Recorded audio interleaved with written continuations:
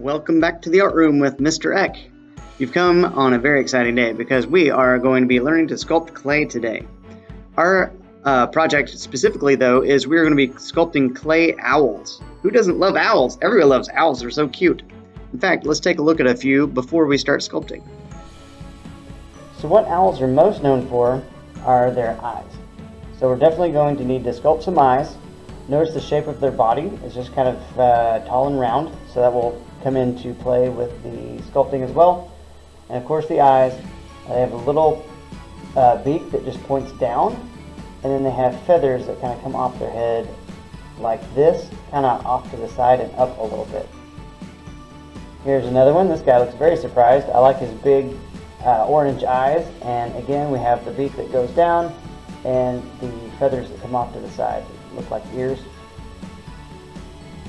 And one more. This guy's very stoic. That means he doesn't joke around, man. Got the big bright eyes, the beak that goes down, and the feathers that go off to the side, like that. There are a few tools you will need for this project. You will need some kind of clay to sculpt with, of course. We're using Longhorn White Artist Clay. You could also use Model Magic, or there's even recipes to make salt dough clay online. Any kind of clay is fine. If you're at home, I would recommend air dry clay because you probably don't have a kiln in your closet. So you also need some sculpting tools. If you don't have sculpting tools at home, then you can use a popsicle stick or a plastic knife. Anything like that's fine. You'll need a sharpened pencil and a cup of water. So first off, we need to start off with a pinch pot. So let's see how to do that. This pinch pot is going to be a little bit different from how I normally teach pinch pot. So if you're one of my students and you're like, oh, I've already done this, Mr. Eck, it's going to be a little different. Because we need this to be taller than a standard pinch pot. So I'm going to pinch off a little bit of clay, so I'm going to use this later. Round it off into a ball. Hold it like this and stick your thumb in there and just twist. Now instead of pinching this like we normally do with a pinch pot, this time I'm going to leave it on my thumb and I'm going to squeeze it so it forms around my thumb. This will make it tall and skinnier, like that. That will work great. Then gently pull your thumb out. It should be hollow in the middle. This is good for drawing purposes. And let's switch the overhead camera for the rest of this project. Alright, so first off I'm going to gently press down on my table to make sure that the bottom of my owl is nice and flat. So he's sturdy. So first off, let's work on those eyes. I'm going to take my extra clay, I'm going to pinch off about a marble-sized piece of clay, kind of like dime sized. Roll it into a ball.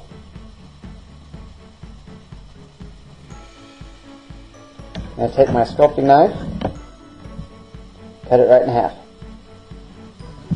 like this. Alright, next comes the scoring and blending. I'm going to take my sculpting tool. You could also do this with a pencil. Hold on, before that, put your eyes face down. These are going to be your eyes, by the way. And press gently so the back side gets flat. I almost forgot that part.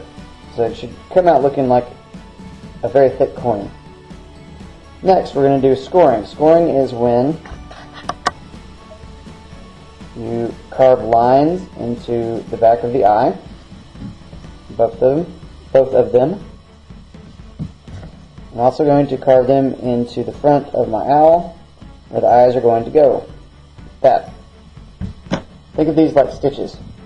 Then we're going to get the water, dip my fingertip in it, and I'm going to wet the back of the eyes.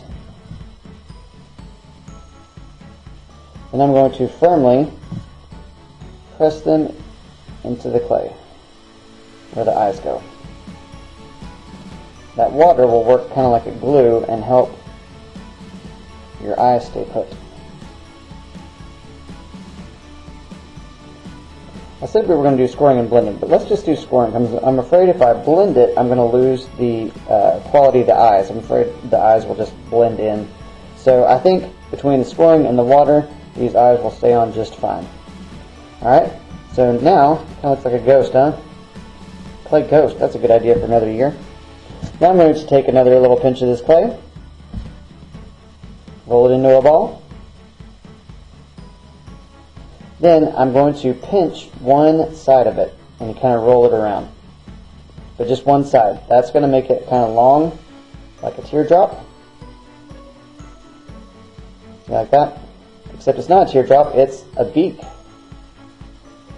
Now I'm going to score the beak.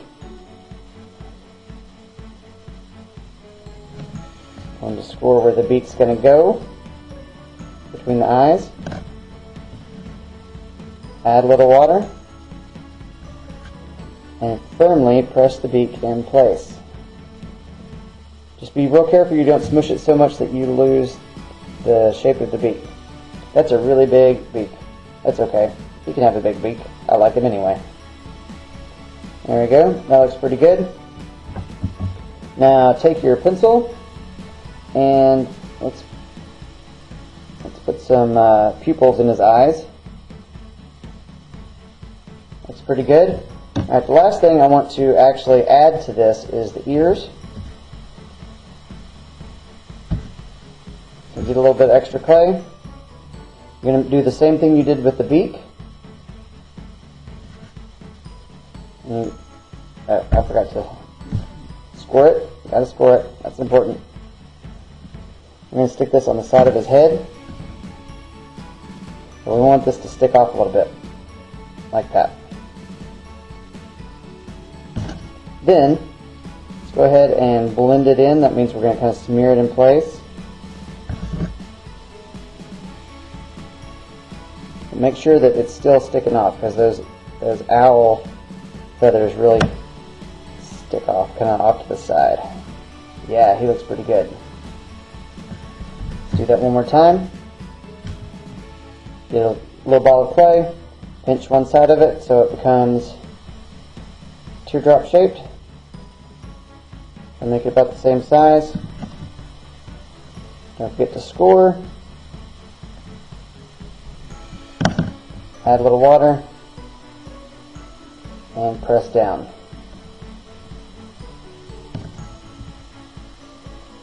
And then blend it in.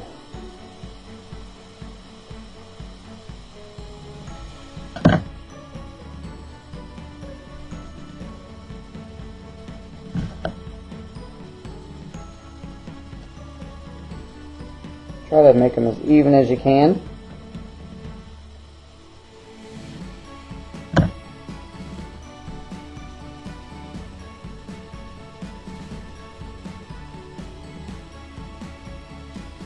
Alright, that's a happy looking owl. Now the rest of this is going to be a lot like drawing. This is why we need the other reason we need the pencil. So owls have feathers on his belly. So I'm going to press the side of the pencil lead into his belly to make a pattern of feathers on his belly. That looks very nice. I'm going to draw a wing on the side.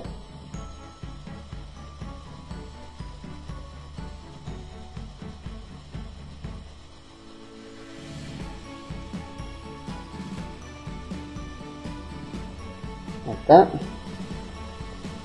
Same thing on the other side. Try to make it about the same size.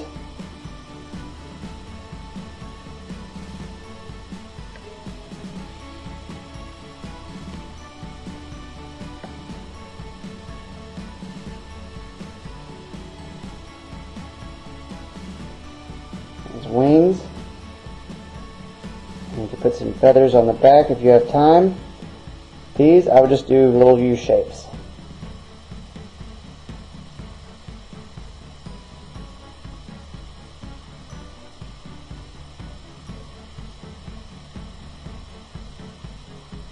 U shapes or V's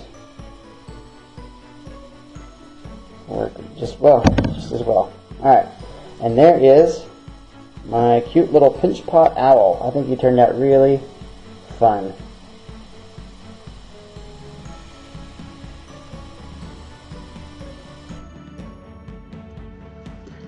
And this is the finished owl.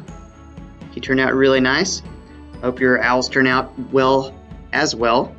And so the next process, we have to let this thing dry. So if you're using the same clay that we're using, it needs to dry for probably 1 to 2 weeks. I usually do two weeks just to make sure. It's got to be dry all the way through.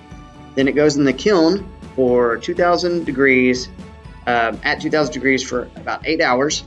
When it comes out, it won't be gray anymore. It will be white and ready to draw or paint on or color, depending on how you want to decorate it. If you're using air dry clay, then of course you need to be sure that is dry before you color it with anything. I will be doing another lesson on how to color this, so be looking for that later in the spring, and I will see you guys next time in the art room.